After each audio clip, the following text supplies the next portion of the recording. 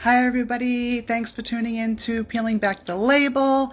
Today we have a beautiful guest, Rebecca Rosenberg, who is a multi-award-winning author. And we're going to be talking about her book, Madame Pommery, and a whole bunch of other books. Rebecca is teaches us a lot about champagne, and we're going to learn about all her books, but the main book is this one that we're going to be talking about as we celebrate Women in History Month. So let me get Rebecca going and get her on.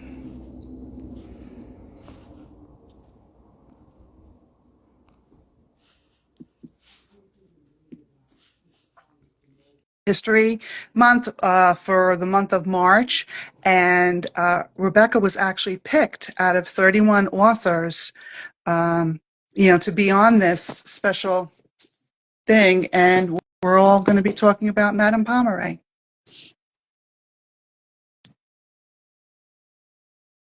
Just waiting for Rebecca. Sometimes the internet gods don't want to work with me. Oh, let's see now. Maybe it says go live with Rebecca. So let's just see. It still didn't work.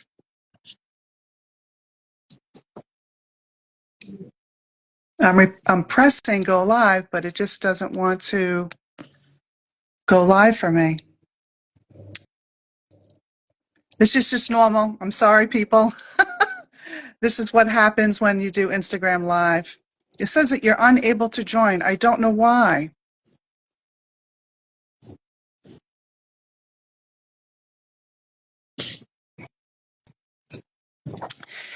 And Rebecca, you're following Book and Wine Lovers Marketing 1, right?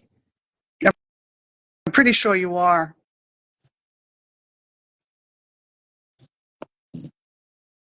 So weird.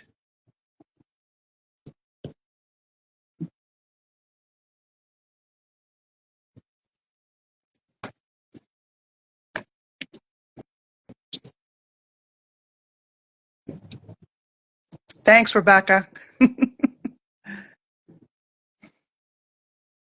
Maybe I invited you. Maybe you invite me. See if maybe that might work. I'm going crazy. You keep requesting me too.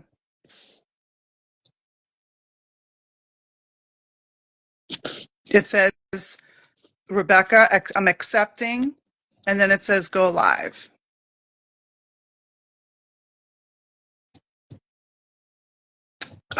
I don't know why. It just keeps on saying that you're unable to join. I don't know why this is happening, but this is not strange. I mean, I did a whole interview without seeing the person just because the internet wasn't working.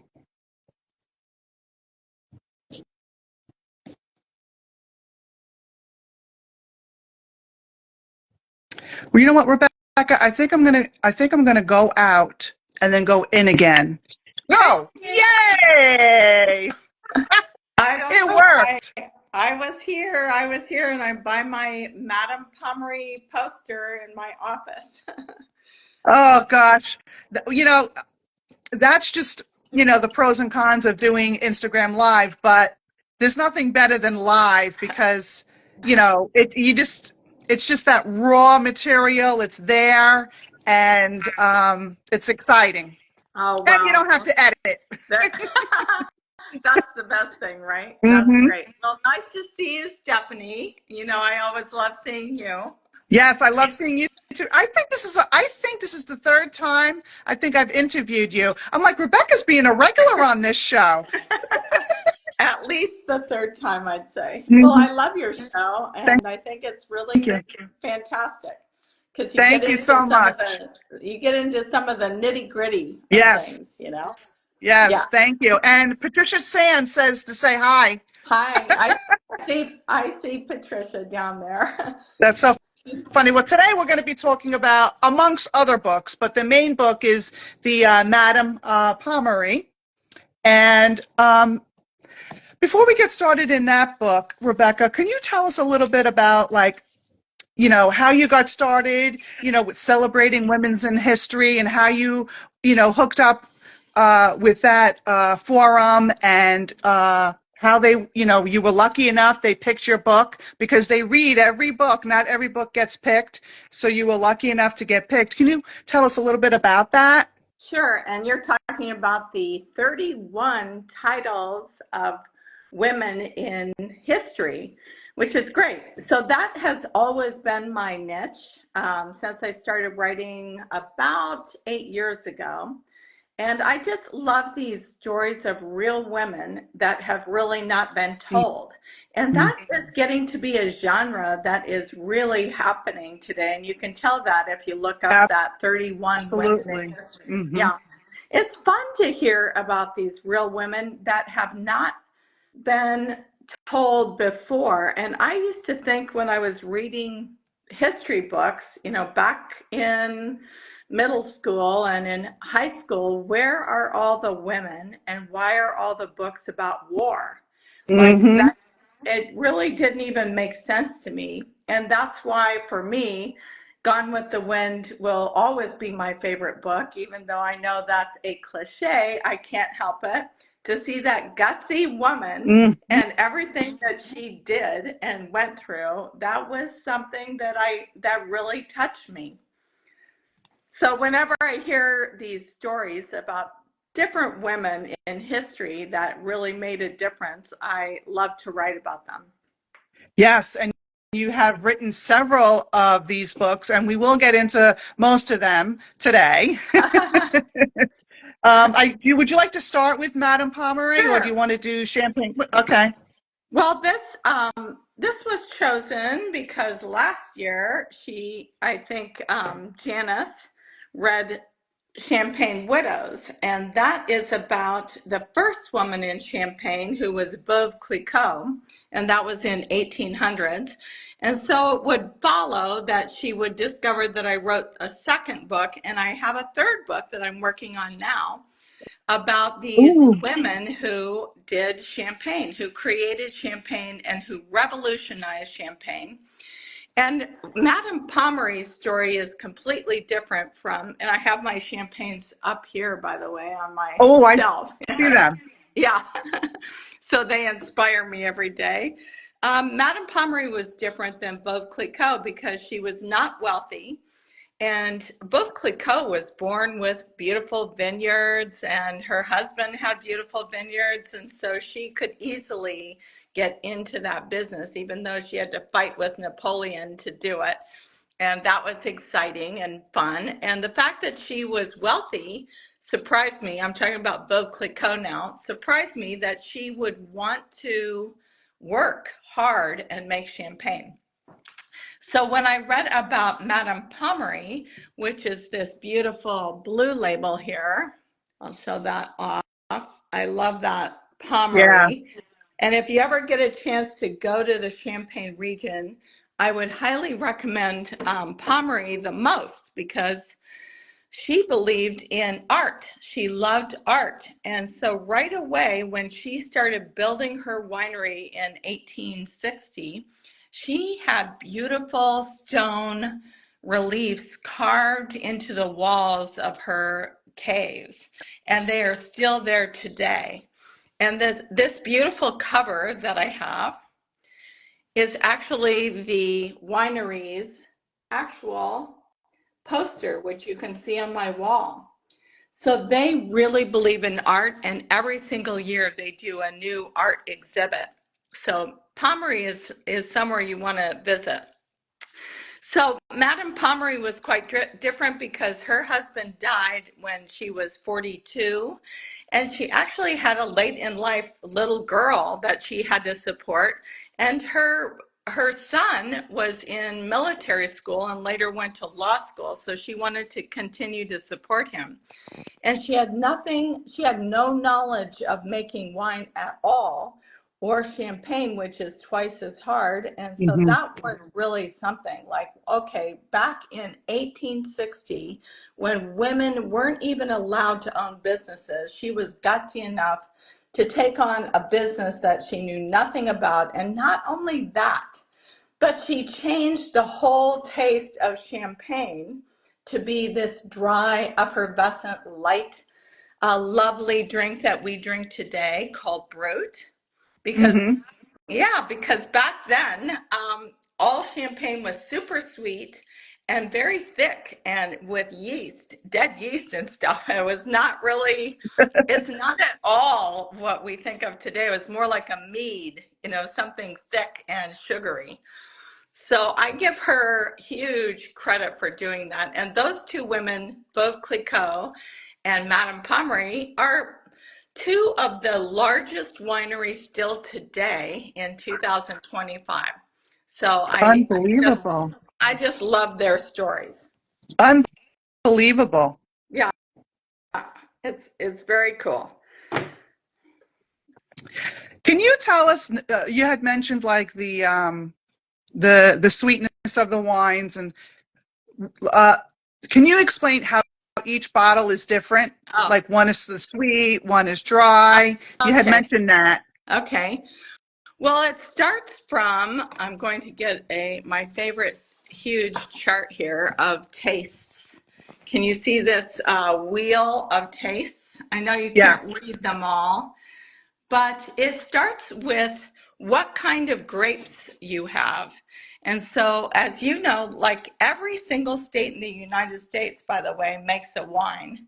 And they come from different types of grapes. And of course, that dictates the taste of the grapes. Mm-hmm. But champagne is made from three grapes primarily, and that's Chardonnay, which everyone's heard of, and Pinot Noir, which everyone's heard of, and one called Pinot Meunier. And the way they blend those three grapes, that makes it taste different. And that's why different champagnes all are quite different. Mm-hmm. And that they can make them dry and they can add what's called a dosage that makes them sweeter or changes the taste. So a dosage is when they take in the first fermentation, they'll take out all that ugly dead yeast Mm-hmm. that made the first fermentation. They'll take it out and they'll add in a little fresh yeast and sugar. And Ah. some today, because we like things very dry, thanks to Madame Pommery, they will add very little dosage. And some add no dosage, and that is a very dry champagne. Mm-hmm. So that's the differences. And So so also, interesting. I think, Stephanie, you were asking like, they call a Blanc de Blanc. If you've heard Blanc de Blanc, that means white grapes. So white wine from white grapes, Blanc de Blanc. So that means it was made 100% from Chardonnay. Or they'll call it Blanc de Noir. And that means white wine from black grapes, Mm-hmm. Noir. And so that will taste quite different. That will be stronger, Yeah. even though it may look the same, but Mm-hmm. it may have a stronger flavor. In fact, I'm writing the book about Bollinger, Lily Bollinger right now, and she made only Blanc de Noir. So she loved that Oh, very strong, lovely taste in a wine. interesting. And today, all of our American wineries that make sparkling wine, because we can't call it champagne, even if they're using that same method of a double fermentation, they will make champagne from all different grapes. I don't think I told you I'm now interviewing all of the sparkling winemakers up where Wow. we live in Sonoma. And that is super exciting. I'm doing it for a website called sparklingdiscoveries.com. Good for you. And it's to train. So I'm even learning more about champagne Yeah. and sparkling wine than I ever thought that I would. And I'm very honored that they asked me to do that. But it's so much fun because I get to meet with the winemakers and ask them all those questions that you're asking me and even more complicated ones. It's really fun. Wow. You really are becoming an expert. You really are. It's fun. I like it. That's Especially since wonderful. I have another one that I'm working on, so that's really cool. Very good. Do you want to do the spoiler alert or no? About, you said you have another one that you're Well, working I'm on. working on this. Okay, I'm going to do this just for your audience. I'll show you the cover. This Woo! is this is a prequel to the cover reveal, and I'm very excited about it because it turned out exactly as I wanted it to. And the book is called License to Thrill, Lily Bollinger. And the reason for that is because Bollinger champagne was featured in 16 James Bond films, including License to Kill. And so Lily Bollinger really created a thrill around champagne. And she was in the 40s and 50s and 60s. So that and 70s. So it's been really fun for me to write an era that I can imagine really well. So, Yeah, something you can okay, really so relate to yes, I instead can of the relate, 1800s. especially the 70s, and she gets to see a James Bond film being Oh, filmed, and this is all that's so good. true. Okay, so are you ready? Yes, yes. Okay, good. Da, da, da, da, da. Oh, wow. Let's see if I That can. is beautiful. License to Thrill. Is it backwards for you? The title? Uh, yes, Oh, but I okay. mean, we're all looking at the cover, the Yeah. picture anyway. So Beautiful. what she's doing, Stephanie, is she is sabering a champagne Oh, bottle. I see. Yes. Yeah. So she's savoring the champagne bottle and she's in the middle of the beautiful champagne vineyards. And so that I'm just thrilled with how that came out. So I like to do my covers before I write the book now because that inspires me. Yeah. You know, Can it I inspires me. ask you a question though? Can we What? go back to that savoring? Savoring? Is that, Yeah, do people really drink the champagne after they do that, or it? absolutely. But what if they break? Absolutely. What if they break the glass? Like, or these people are so good they just do the cork.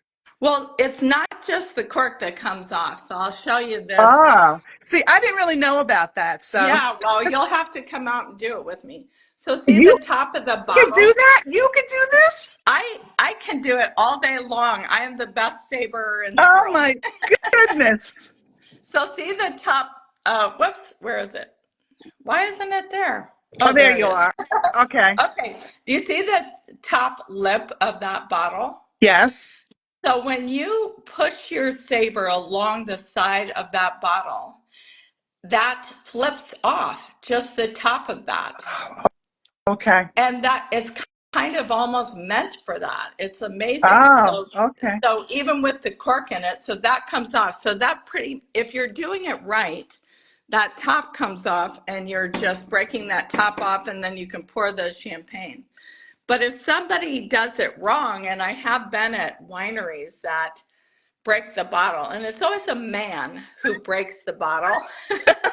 And the reason is because they think that they're lopping the bottle, like breaking the bottle, which you do not have to do. You're actually sliding that saber along the side of the bottle and pushing that top off. It's Right. a You're not very right. You're pushing it. You're not chopping it. You're not chopping it. You are Right. not chopping that off. You are actually pushing it off. And so if you do that correctly, then you'll be okay. But still in the wineries today, they wear safety glasses and all that stuff. I hate to admit that back in the day when our kids were in high school and we would have families over to do New Year's Eve in our barn, in our lavender barn. And we would teach the kids how to savor champagne. I hate to admit, but Why? it's not that hard to do.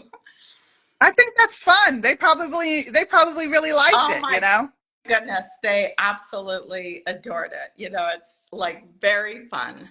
And then That of is course you have to point if you're going to try this at home. Excuse me, you have to obviously always point away from the crowd. And you can't do it with a bunch of drunk people. You have to do it at the beginning. And yeah. So, anyway, it's a fun tradition. And do you remember who started that tradition? You probably No, don't. I don't remember. Napoleon. Oh, Napoleon he's the one Bonaparte. He he's the started it. So huh, for all right. So maybe 15 one good thing months. he's done. Yeah, there you go. So I learned that with Champagne Widows. See, she's flying off with a cork, and that's supposed to be uh, because Napoleon was traveling through Europe and he was trying to conquer all these countries, and meanwhile killing like the entire population of French men. And that's why all these books are called Champagne Widows, because he's leaving his own country full of widows. Yeah. So it's a very strange thing. But he would take all the champagne wherever he was and he would lop off the tops, and all his army was drinking it. So he started that. That's a nice little tidbit. Do you have any other like tidbits that you have about Madame Pommery? Any like behind the scenes stuff that you or research that you found out that was just like, wow, that like you had no idea? Yeah, the most fun thing, well, she did so many fun things. She was super gutsy. All the men were against her doing this champagne because she was really changing what champagne was, and they didn't like that.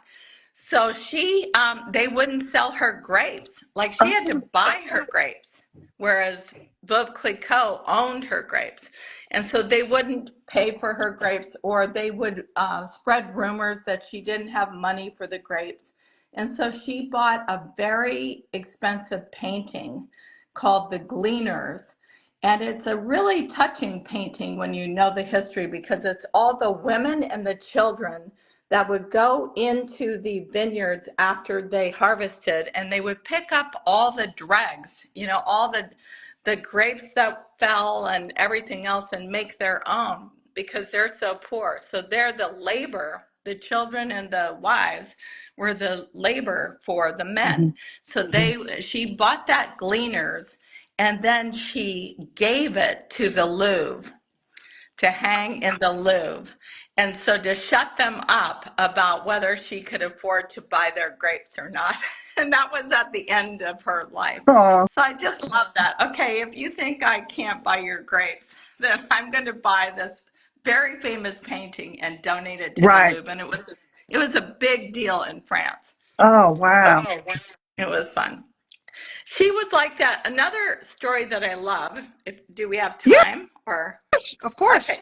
Quick story is that all of France was invaded by the Prussians, and they had the Franco-Prussian War, and her winery and her home were taken over by the Prussians.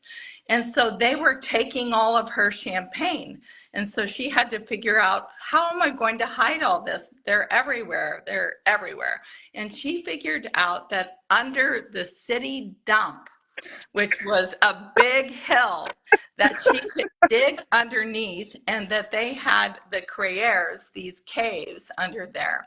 And she secretly hid all of her champagne under that city dump, which is so Amazing. hilarious. Yeah. And not only did she hide her champagne, but she hid the French resistance army as well.